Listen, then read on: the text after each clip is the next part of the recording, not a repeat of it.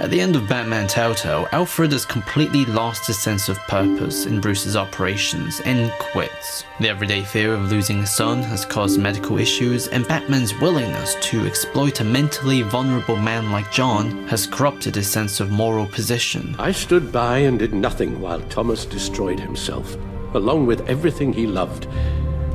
I enabled him, like I've been enabling you.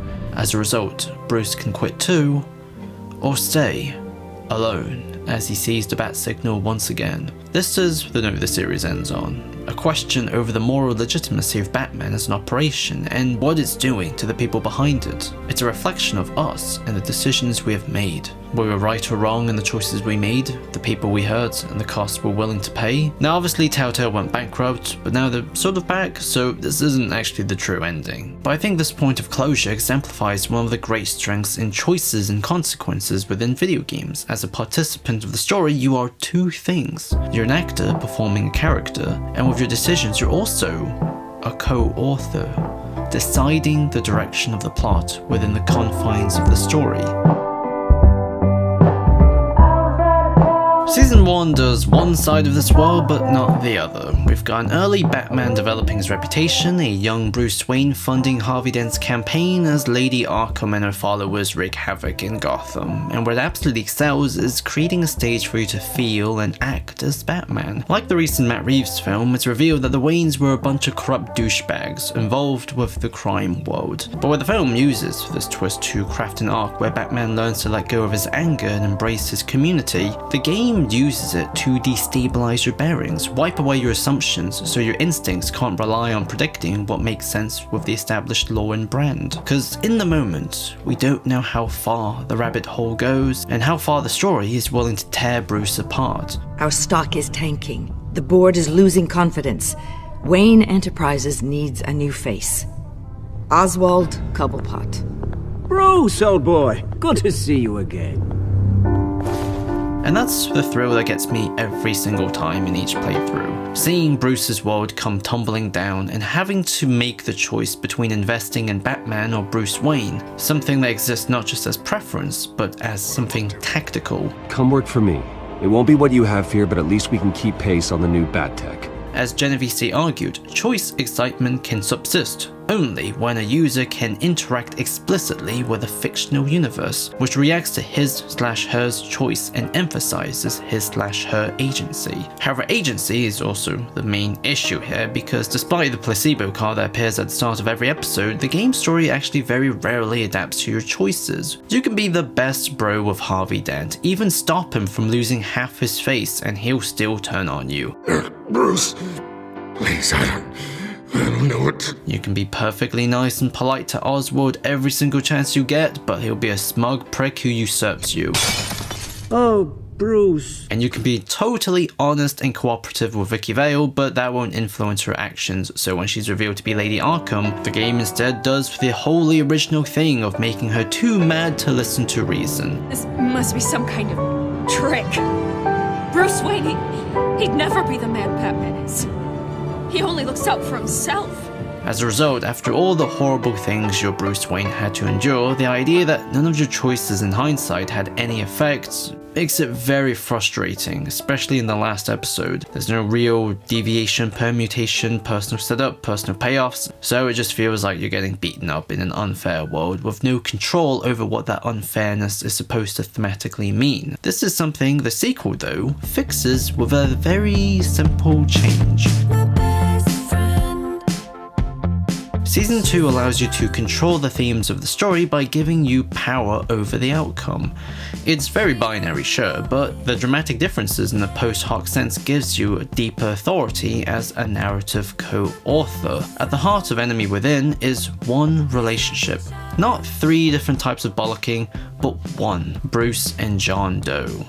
It's a relationship that explores how people gives us purpose. John Doe is a blank slate who has nothing but idealization of you. As a result, as Bruce exploits him in order to infiltrate a gang of villains, we have the ability to influence what John believes in, but there's also an element of cautiousness that you can't help but to have.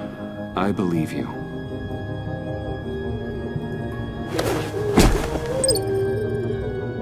This theme of personal purpose that comes from relationships is shared with everyone. The gang plans on stealing a virus, for Mr. Freeze is to cure his wife. Harley wants to escape her father's blood. If you're afraid of inheriting your father's illness, I can help you find a cure. And Bane, I think he just wants to get more beer, I guess.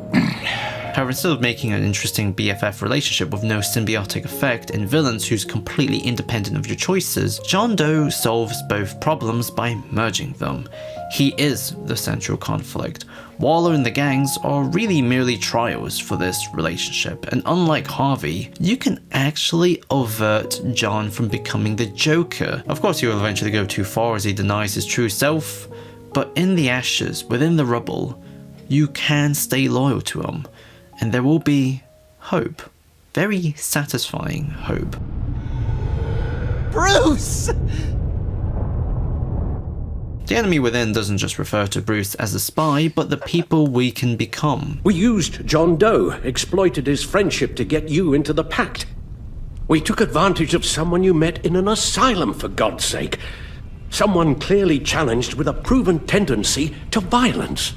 If I recall, you were on board with that plan. Boehner just dropped a wall on your head.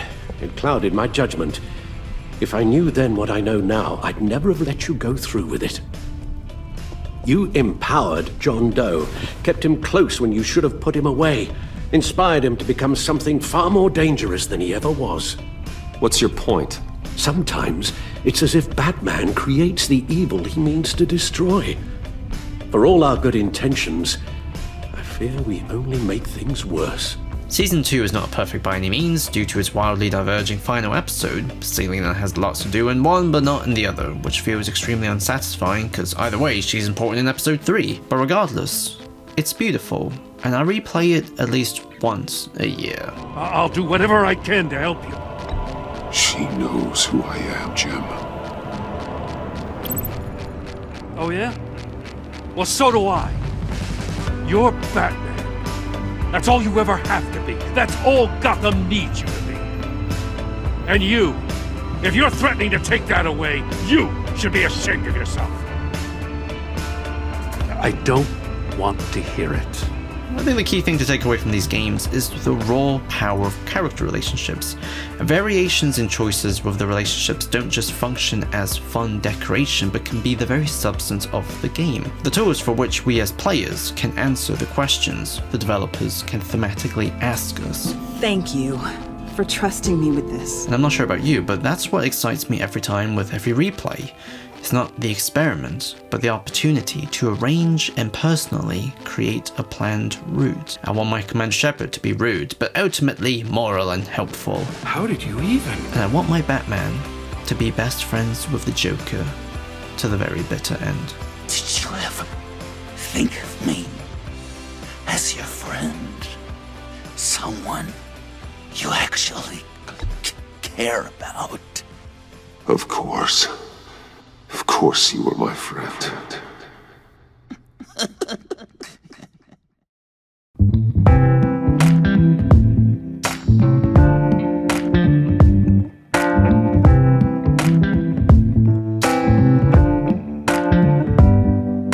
Show me your soul. Baby, I'll show you mine. Show me your soul. Honey, it's way past time.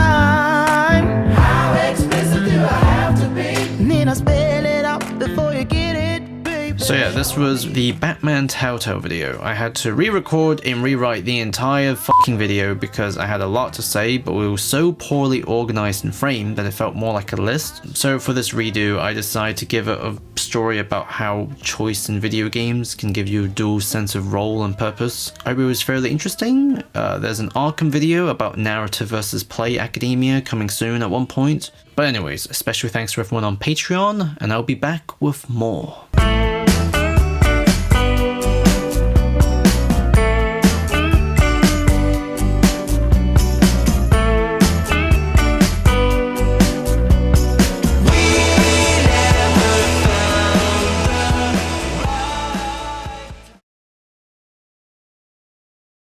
I don't use a gun because Batman doesn't kill. Okay, I get it.